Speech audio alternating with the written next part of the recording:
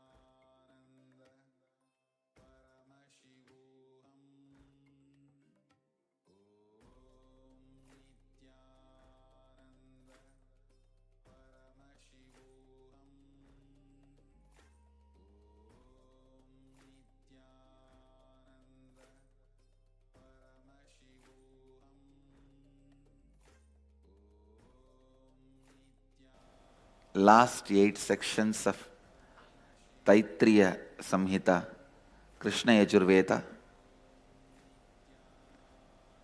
It is 119 verses.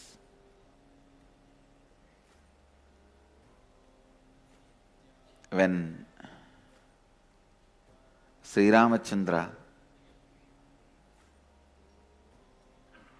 lists all the 108 Upanishads in Muktikopanishad to Hanuman, Rama lists this Upanishad as a third Upanishad.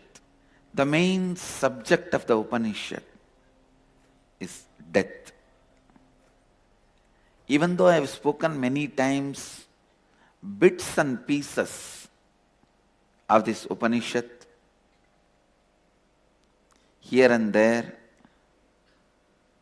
I have quoted this Upanishad. I used this Upanishad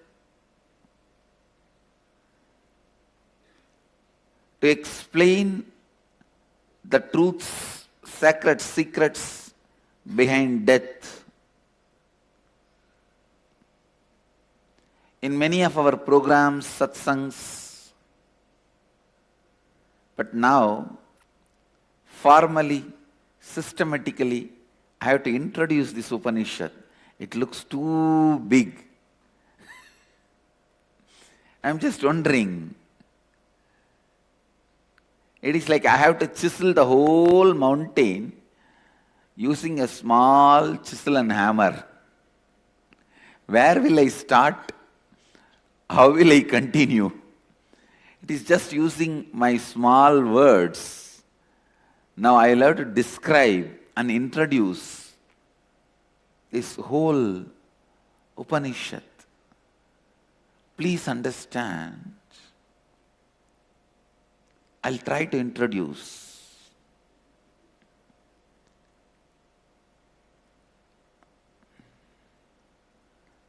This Upanishad is not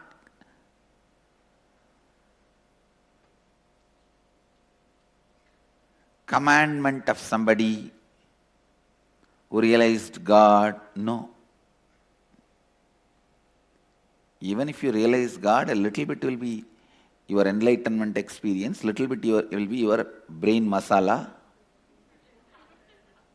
There is a possibility for corruption, misrepresentation, manipulation, or missing it. So understand. But this Upanishad is the direct word from the being who is the Lord of death. Understand? Lord of death.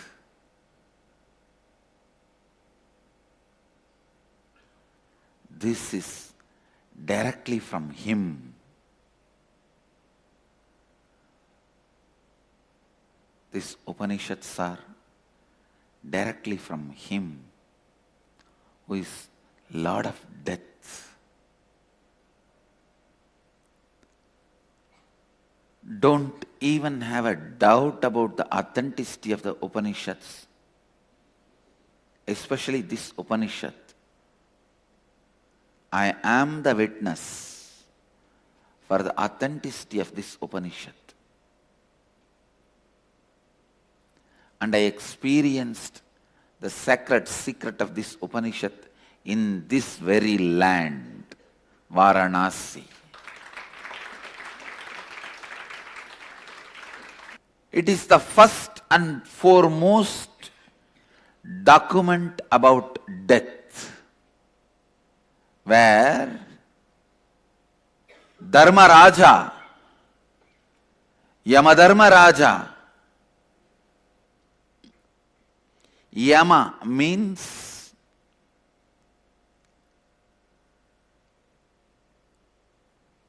natural flow of existence. Dharma means natural law of existence.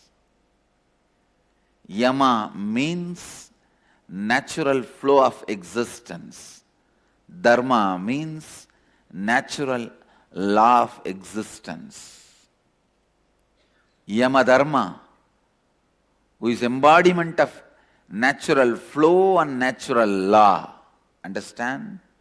Flow is spontaneous, law is systematic. He is Lord of both. That is why he is called Yama Dharma. Natural flow of existence and natural law of existence. How anything flows by its very nature, that is Yama. What is the law of the natural flow of life? That is Dharma.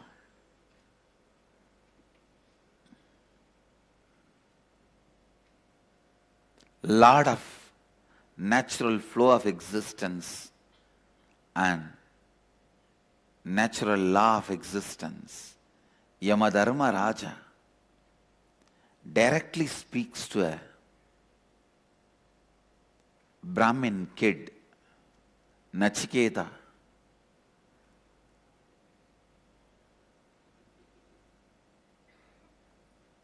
who is the hero of this Upanishad.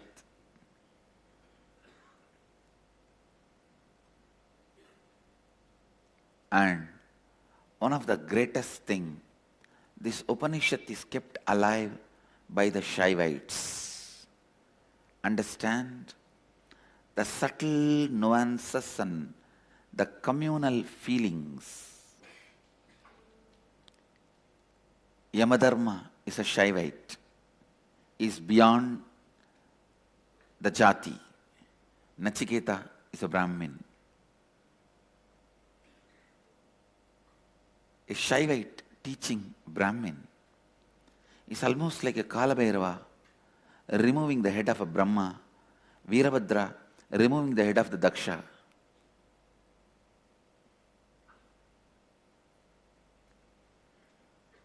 But still,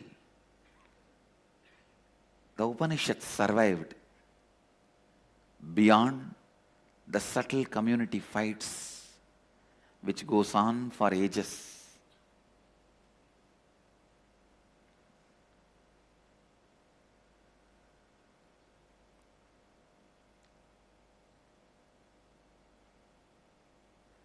This Upanishad is taught by a person who is most mysterious and most available. Please understand.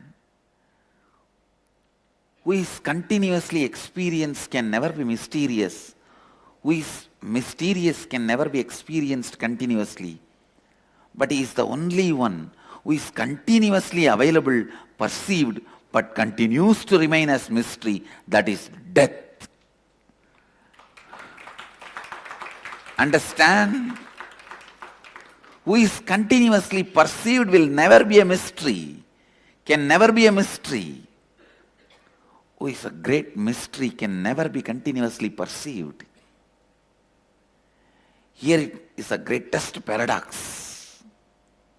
Constantly available, perceived. Any moment, anywhere, anybody can perceive him. Anybody who perceives becomes body. Constantly experienced, perceived, especially in this great land. Largest cremation ground in the world is Manikarnika Ghat. Please understand. Largest in the world, not in India, in the world. Anything related to human numbers, if you are successful in India, it is the largest. Because this is the largest population. That is why any movie star, any celebrity, any guru who has a large following in India can straight away use the word largest in world. As far as anything related to human being numbers, concern. Largest number of people visiting temple in India is the largest temple in the world, because nowhere in the world so many people are going to visit any temple. Anything related to human beings, human number, if it's largest in India, it's largest in the world. Whether you're having a largest follower in the Twitter, Facebook, you are a celebrity with the largest number of fans, you are a guru with largest number of disciples, you are a political party with the largest number of members, whatever. If it's a human being, human number related issue, if it's largest in India, it's largest in the world. Be very clear. There are few things special to India. The granite, stone work. Largest granite building in India is the largest granite building in the world. Largest stone structure in India is the largest stone structure in the world, because no other country works on stone so much.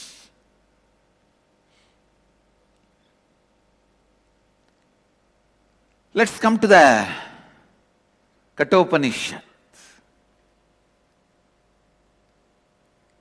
This land, largest cremation ground, average 350 bodies are burnt every day. On special days, I don't know how they call that special days. It goes even up to 500. Who knows when that special day and all. Largest cremation ground. Here very casually while you are walking in the road, you can see 4 people carrying. If you see anything little bigger than suitcase, please understand it is a dead body. In Varanasi, anything you see 4 people carrying or 2 people carrying, little bigger than suitcase, covered completely with the cloth, be very clear, it is a dead body. The other day I saw, they nicely unloaded near a tea shop, chai shop, and both of them are sipping a chai. And that fellow is lying there. Very comfortably, both of them are sipping the chai. After the chai, very religiously, they lifted the body again, started walking. Constantly happening, perceived, but still mystery. Most mysterious. Even if you see so many dead bodies again and again and again, continuously, not just some unknown face, even the people who are so near and dear to you, who lived till yesterday with you, till few hours before with you, whom you think you know thoroughly about them, even when they experience, it continues to remain as a mystery. Not only that, you are not even allowed to think, contemplate, question this mystery. By the time you have a third, fourth thought about the death, something comes and diverts you. This is the greatest delusion of human beings. These stupid fellows went up all the way to Mars and trying to explore it. I'm talking about the whole humanity. Trying to analyze names, stars, galaxies, planets. But still, not only does not have knowledge, is not even working sincerely to look into the direction of death. Who is this guy who is constantly playing amidst us and never lets the limelight fall on him? He is the greatest magician, Jadugar, constantly playing amongst us, picking up the people as he wants and swallowing them, playing, running riot not only over our lives, even on our intellects. But still, none of us are able to even look into him. We have penetrated planets. We have penetrated stars, penetrating the galaxies.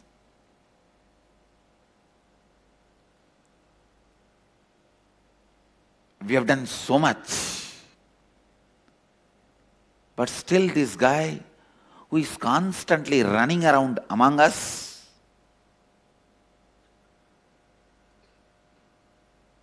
who is constantly playing amidst us,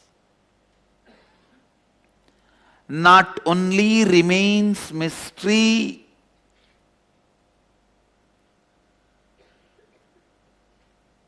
is not even letting any of us look into his eyes.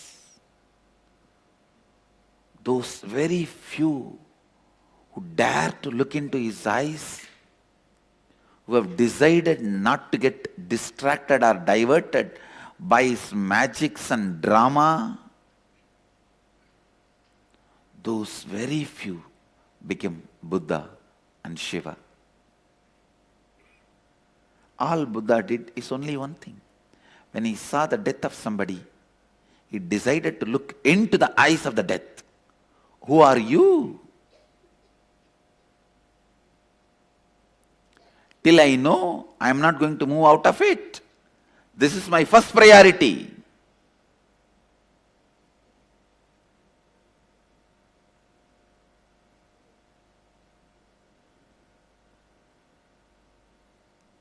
But did you see the funny thing?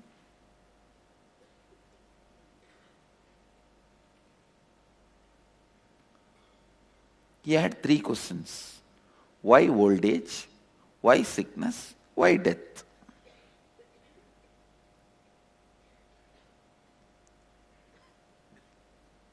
He found the solution, but still all the 3 remains in the world. Even now, there is old age, there is sickness, there is death. Then, how do you say he has discovered the solution? Maybe he found the solution for himself.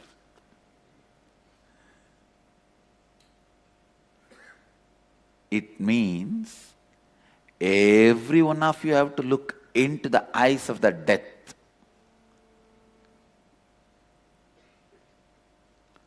Look into his eyes when he is staring at somebody else. Don't wait to look into his eyes till he stares at you directly. When he is staring at somebody else, it's very easy to stare into his eyes. Yamadharma was staring at the old man, so Buddha easily stared into his eyes. So, jump into the death, dive into the death to discover the secrets of death when he is staring at somebody else. Don't wait till he comes to stare at you. That time you may not be able to stare back at him. Fools are those waiting for him to come and stare at you directly, then planning to stare back at him. No.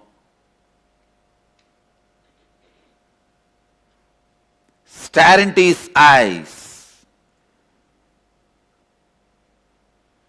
demystify him, try to decode him, understand him when he is staring at somebody else. Means before he turns his eye into you, start staring at him. If you start staring at him first, then if he turns his eye towards you, that eye will be most compassionate. If you are waiting for him to stare at you and then start staring at him, it will be terrorizing. Understand who makes the first step. Are you going to stare at him first, or are you going to wait till he's coming to stare at you?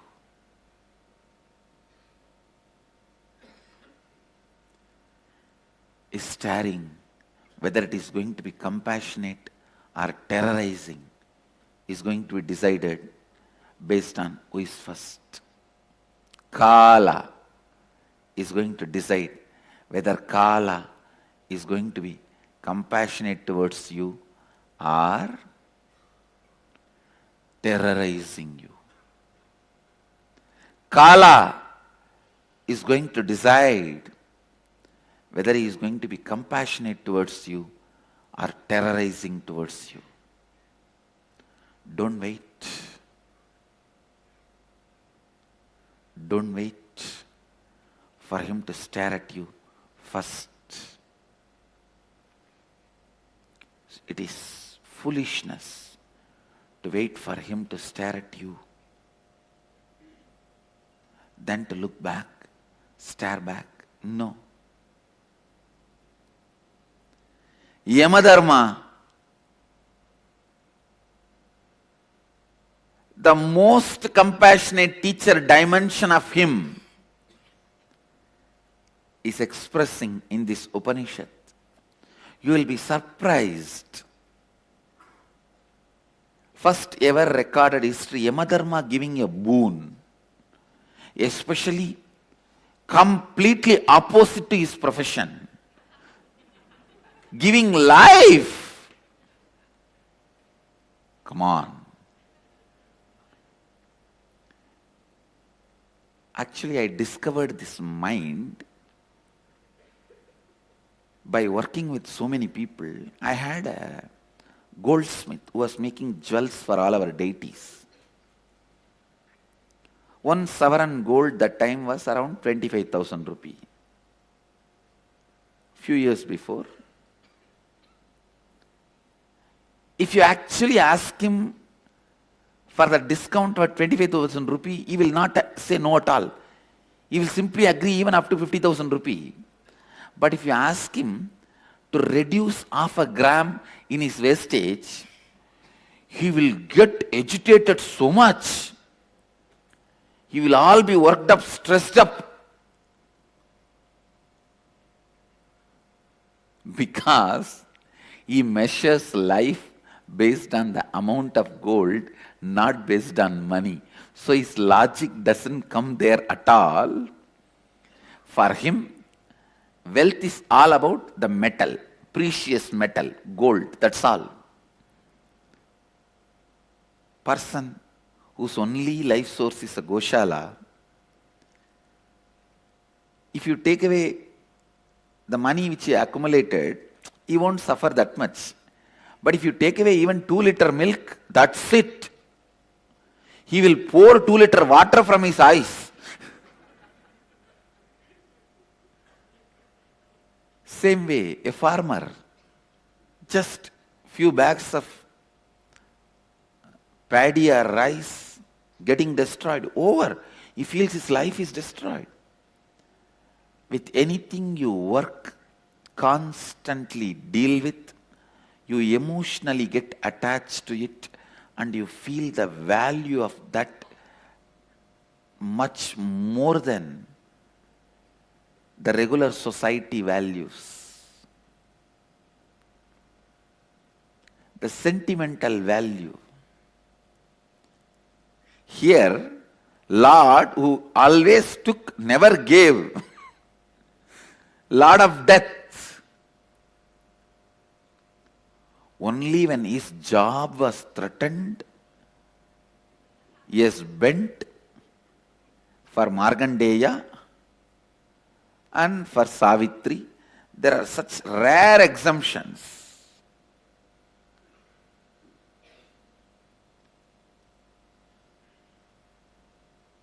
But here, nobody is threatening him. Just out of compassion, he is giving the life back to Nachiketa. He is not a terrorizing figure. See him here. A loving, compassionate teacher. I think in the whole history of humanity, this is the only book where it is recorded Nachiketa is able to make death respect him. And this is the only time death ever listened to somebody. I don't think Yamadharma has ears. Because if he has ears, if he starts listening, what will happen? Millions are constantly crying whenever he goes for a job.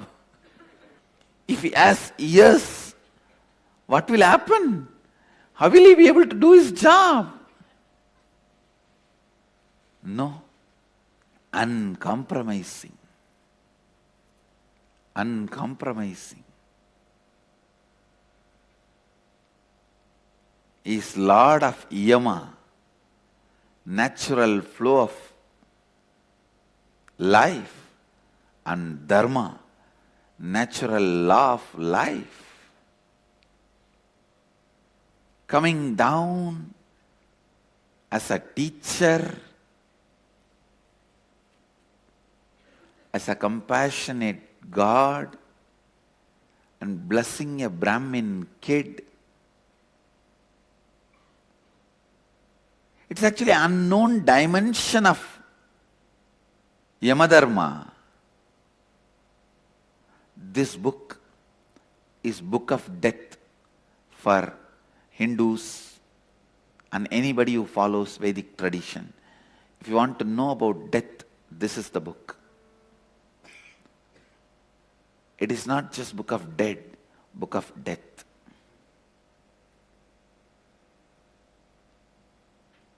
Vedic book of death.